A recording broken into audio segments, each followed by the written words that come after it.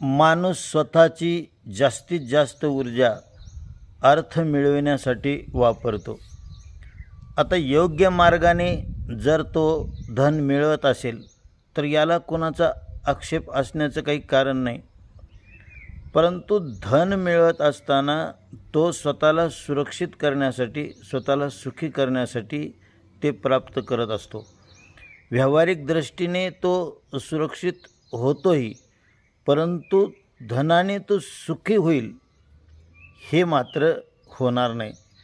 आणि म्हणून हे धन मला सुखी करल ही वेडी कल्पना हेच माणसाचा धोका आहे. हे फक्त बाजूला ठेवलं पाहिजे.